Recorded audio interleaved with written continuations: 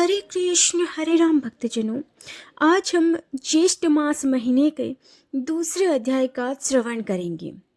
प्रत्येक सनातन हिंदू माह की कोई एक विशेषता जरूर होती है। सभी की कोई न कोई महत्व जरूर होता है। जीवन में आने वाले उतार चढ़ावों में ये सभी महीने कोई न कोई महत्वपूर्ण भूमिका का निर्वाह करते ही हैं।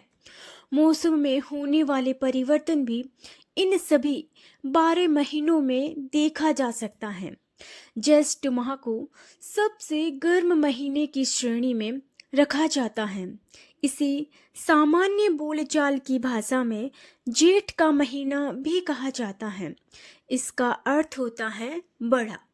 इस महीने में गर्मी अपने चरम पर होती है और सूरज की किरणें लोगों के पसीने छुड़ा देती हैं। इसी महीने सूर्य देव अपने रौद्र रूप में होते हैं। इसीलिए ज्येष्ठ का महीना सबसे अधिक गर्म और संकट से भरा होता है। सनातन धर्म में ज्येष्ठ माह में जल के बचाव पर भी अधिक ध्यान दिया जाता है। इसीलिए इस महीने में जल का दान विशेष महत्व रखता है। तेज गर्मी में राहगीरों को आप पानी पिलाकर पुण्य प्राप्त कर सकते हैं। ऐसा करने से न केवल देवी देवता प्रसन्न होते हैं, बल्कि पितरों का आशीर्वाद भी प्राप्त होता है। पशु पक्षियों के लिए पीने का जल भी रख सकते हैं। इस महीने में तांबा और तिल का दान करें। मान्यता है कि इन चीजों का दान करने से मंगल दोष से मुक्ति मिलती है। इसके अलावा सत्तू का सेवन और सत्तू का दान करना भी लाभकारी होता है। हिंदू धर्म में ऐसी भी मान्यता चली आ रही है कि ज्येष्ठ मास में अपने घर के बड़े बेटे या बेटी का विवाह नहीं करना चाहिए। ऐसे करने से जातक पर बुरा प्रभाव पड़ता है। इस मास में नियमों का पालन करने वाले व्यक्ति को दिन में नहीं सोना चाहिए। बहुत अधिक आवश्यकता हो, स्वास्थ्य ठीक ना हो तो आराम किया जा सकता है। इसके अलावा तली भुनी चीजों का सेवन कम करना चाहिए और इस महीने में जल की बर्बादी तो बिल्कुल भी नहीं करनी चाहिए। खाने में विशेष तौर पर मूली, बैंगन और राई का सेवन नहीं करना चाहिए। ज्येष्ठ मास में सूर्य देव का तेज प्रचंड होता है। इसीलिए इस मास में सूर्य की भी पूजा का विधान बताया गया है। नियमों का पालन करने वाले सभी श्रोताओं या भक्तों को सुबह हो सके तो ब्रह्म मुहूर्त में उठकर स्नान करने के बाद 1 लोटा जल सूर्य उदय होने से सूर्यायन में अर्पित जरूर करना चाहिए। सूर्योदय से पहले भी आप जल अर्पित कर सकते हैं, और अगर सूर्योदय से पहला उठने संभव ना हो तो सूर्योदय के बाद जितना जल्दी हो सके उतनी जल्दी आप सूर्यायन को 1 लोटा जल समर्पित करने का नियम बना लें। ऐसे करने से आप स्वस्थ और निरोगी रहेंगे। अब हम दूसरा अध्याय श्रवण करते हैं, जिसका नाम है ब्राह्मण मोक्ष महात्म्य। स्कंद जी कहने लगे कि हे ऋषियों, ज्येष्ठ मास में देवताओं की संतुष्टि के निमित्त प्रतिदिन ब्राह्मणों को दही और चावल का दान देना चाहिए। चावल और दही के दान की महिमा कहने में शिवजी भी असमर्थ हैं। फिर लोक के निस्वार्थ में कुछ कहता हूँ। हे विप्र लोगों, अलकापुरी में गौतम नाम का एक ब्राह्मण रहता था। वह धर्मशास्त्र और पुराणों का ज्ञाता परंतु द्रव्यहीन और महादुखी था।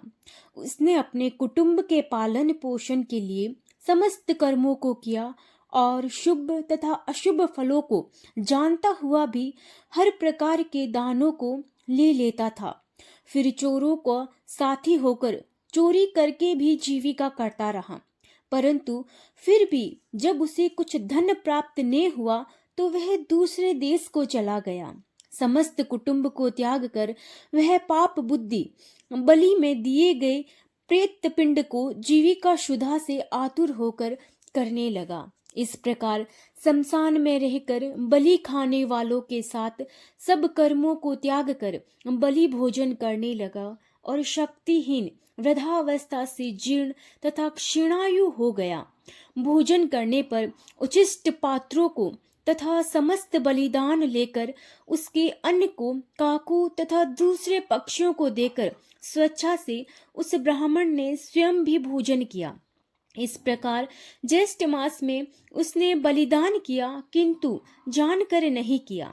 जब इस पुण्य कर्म के पश्चात कुछ दिनों में उसकी मृत्यु हो गई, तब यमदूतों ने आकर उसको पाश में बांध लिया, और जब उसको यमलोक में ले जाने लगे तब वह रोने लगा। उसके रोने पर यमदूत उसको मुदेगरों से मारने लगे, परंतु इसी बीच में विष्णु भगवान के दूत वहां आ गए। विमान पर सवार उन विष्णु दूतों ने यमदूतों को अलग हटा दिया और दिव्य देहधारी उस ब्राह्मण को विमान पर बिठाकर स्वर्ग लोक में ले गए। यमदूत उस ब्राह्मण का सब वृतांत कहने के लिए यमराज के पास गए और कहने लगे कि हे प्रभु, जब हम उस ब्राह्मण को लेने के लिए उसके समीप गए, तब वह विष्णु गणों ने आकर हमको खूब मारा, क्योंकि वह लोग स्वामी से युक्त हैं और हम नाथहीन हैं। अब हम लोग क्या करें? आज से आपकी सेवा नहीं करेंगे, दूसरे व्यापक स्वामी के पास जाते हैं। दूतों के ऐसे वचन सुनकर यमराज अत्यंत क्षुब्ध हुआ और शीघ्र भैंसे पर सवार होकर दंडधारी यमराज ने क्षण मात्र में वहां पहुंचकर विष्णु दूतों के सामने ही उनको भी ताड़ित किया। वह सब विष्णु दूत विमान छोड़कर भाग गए। उन्होंने रमापति विष्णु के पास जाकर सब समाचार निवेदन किया। समाचार सुनकर विष्णु भगवान क्रोध से रक्तवर्ण हो गए और गरुड़ पर सवार होकर यमलोक को गए। वहां उन्होंने इंद्रादिक सब देवताओं को साथ लेकर यमराज से युद्ध किया। तब देवता लोग यमदंड से अत्यंत पीटे जाने पर 10 दिशाओं में भाग गए। उस समय भगवान विष्णु ने क्रुद्ध होकर चक्र से यमराज का वध कर दिया।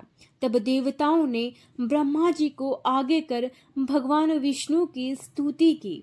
तब स्तुति से प्रसन्न होकर भगवान ने यमराज को जीवित कर दिया। धर्मराज ने भी उस समय दिनेश विष्णु को प्रणाम करके कहा कि हे भगवान, मेरे अपराध को क्षमा करे। उसके पश्चात ब्रह्मादिक सब देवता अपने अपने स्थान को चले गए। तब अज्ञानवश उस ब्राह्मण ने दही और चावल का जो दान किया था, भगवान ने उसके प्रभाव का वर्णन किया। यह अज्ञातवश ज्येष्ठ मास में दही और चावल के दान का फल है। यदि जानकर श्रद्धा से दान किया जाए तो फिर उसका तो कहना ही क्या है। अतः प्रत्येक उपाय से ज्येष्ठ मास में द्विज जातियों को प्रतिदिन दही और चावल का दान करना चाहिए तथा प्रतिदिन ब्राह्मणों के चरण धोकर सुगंधित चंदन से उनका पूजन करना चाहिए और सुगंधित पुष्पमाला, विविध प्रकार के पान की, आम का पन्ना, लस्सी और शरबत आदि से सत्कार करना चाहिए और स्वयं सुगंध युक्त व्यंजन से हवा करे। हे ब्राह्मणों, इस प्रकार जो ज्येष्ठ मास में स्नान, दान और पूजन आदि करते हैं, वे लोग परम गति को प्राप्त होते हैं। इति श्री ज्येष्ठ मास महात्म्य में ब्राह्मण मोक्ष प्रदान वर्णन 2 अध्याय समाप्त हुआ। हरे कृष्ण, हरे राम, हरे शरणम, हरे शरणम। आपको अगर हमारा वीडियो अच्छा लगा हो तो इसे लाइक, शेयर, सब्सक्राइब जरूर करें। धन्यवाद।